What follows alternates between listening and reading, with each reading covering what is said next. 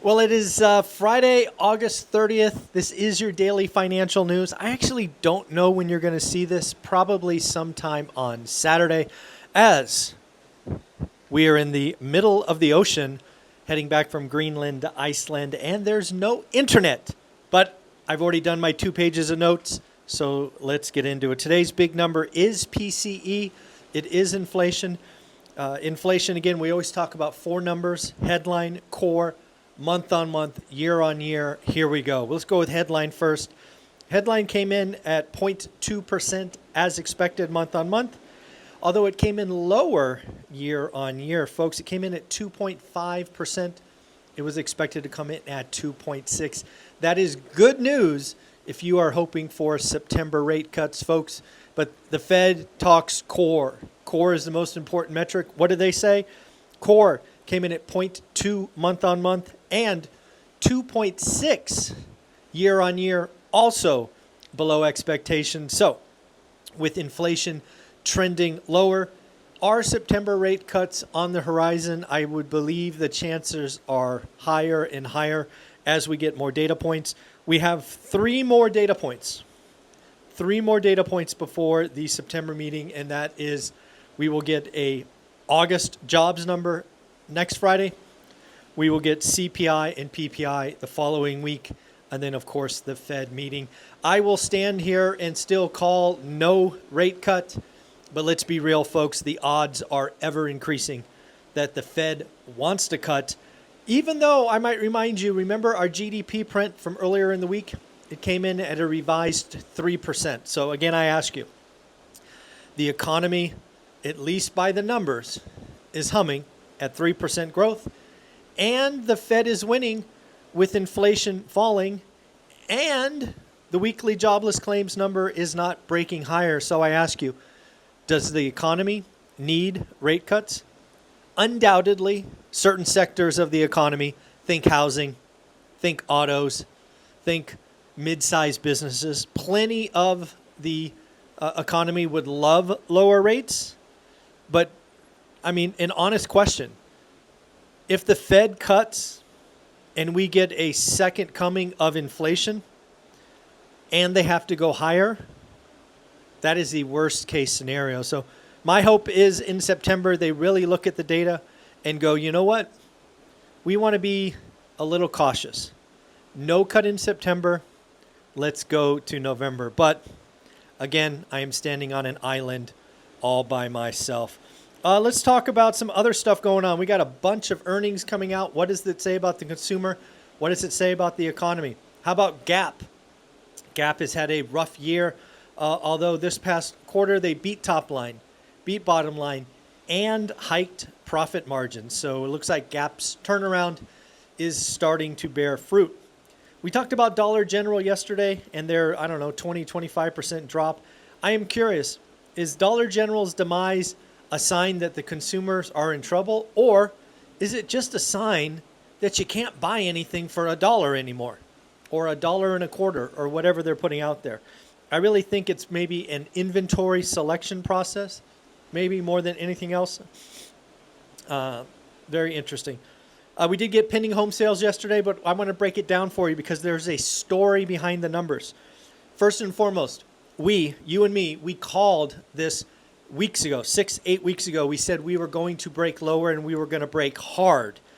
Again, why? Well, demand. Buyers are constrained. Not only are buyers constrained because of interest rates and prices, they're just not in a mood to buy. Studying the consumer, you can understand what is going on. And again, right now, the election, the negativity, the noise, recession calls, it's got everybody afraid, and demand is constrained. How about supply? Well, again, supply has been rising every week. I believe that part of the reason it's rising is because of fake or stale or wish pricing. I don't know about you, but I look in my buy box and I can identify somewhere between 10 and 20% of the listings that has been on the market for over 100 days and has had 0 price drops. Folks, that is wish pricing. That is a seller that says, hey, if I get my number, I'll take it. How are we going to know those are wish pricing? because they will fall off when the listing agreement is done at 3 or 6 months.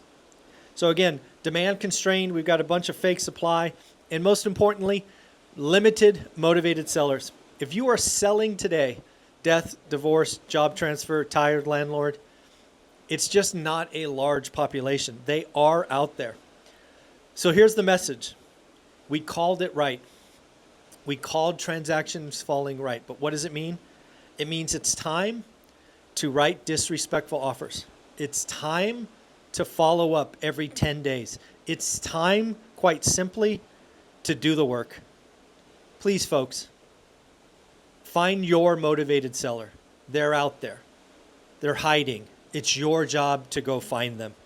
Think about a motivated seller being Waldo, and it's your job to go, where's Waldo? There he is. Lots of offers, lots of follow-up. Keep doing the work. How about Lululemon? Lululemon cut guidance. Again, is this a sign that the discretionary spending from the wealthy is retreating? Could be. Could it be a sign that we got a lot of pull forward of yoga pants and whatever else they sell? Could be. Actually, Lululemon blamed it on a botched product launch. I would not want to be that product manager if that's what the CEO is saying, is we had to cut guidance because of a product launch. I don't know. We're going to have to pay attention. Discretionary spending might be falling. What are the hottest job markets? Folks, according to one CNBC article, the hottest job markets are Denver, Colorado, Oklahoma City, and Las Vegas, Nevada. Yep, Las Vegas, Nevada made the list. Question about the yen carry trade. Remember that from 3 or 4 weeks ago? The Japanese raised their interest rate ever so slightly, which caused this cataclysmic reaction in the stock market that Monday morning. Could we have a yen carry trade 2.0? What if, just hear me out, what if the Fed did something crazy and cut by 50 basis points? I wonder if that would be enough to launch the yen carry trade 2.0, because again, when you shock the market, bad stuff happens. So again, something to think about. Again, I am not calling a rate cut. I'm just saying, hey, what if they did 50? Would that be enough to kick off the yen carry trade 2.0? Excuse me. Ulta Beauty, missed top line, missed bottom line, and again, cut guidance. Ulta Beauty and Lululemon, kind of the same deal. Is it cooling beauty demand? Is it a botched product launch? Or is it just discretionary spending turning away? How about Dell Computers? Dell beat top line, bottom line on an 80% growth in server sales. Yes, folks, capital equipment or capital purchases for the AI revolution is going on. MangoDB beat top line, beat bottom line, and raised guidance. Again, a lot of stuff going on out there. How about the Eurozone? The Eurozone inflation dropped to 2.2% from 2.6. That's quite a drop in 1 month, from 2.6 to 2.2. What does that mean?